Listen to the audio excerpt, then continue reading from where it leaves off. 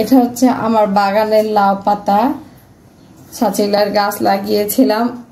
লাউ এখনো একটাও ধরেনি, তবে সাফার বাবাকে আমি বলেছি সাফার বাবা লাউ না ধরলে সমস্যা নেই, লাউয়ের পাতা ভর্তা খেতে খুব মজা লাগে।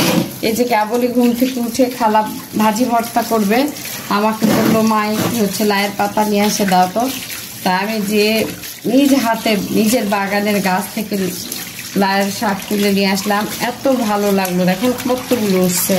তো খালা বলে কি মা এটা আলু দিয়ে ভর্তা করা যায়, আবার এমনিও সিদ্ধ করে ভর্তা চাটনি করে করলে খেতে অনেক অনেক মজা। আর বৃষ্টি হওয়ার জন্য গাছগুলো এত সতেজ হয়েছে, অনেকগুলো পাতা ছেড়েছে।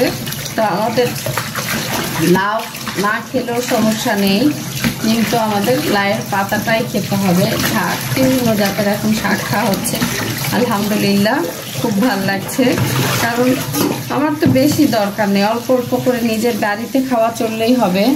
আজকে আমি লাউ শাকের পাতা ভর্তা করব, সাথে একটু আলু দিব, আলু দিয়ে লাউ শাকের পাতা ভর্তার ডাল অন্যরকম। ওর বাবা তো ভর্তার সাথে ডাল লাগবেই, তো মাসকলার ডাল করবো আজকে একটা রেসিপি। ঠিক আছে, আল্লাহ হাফেজ।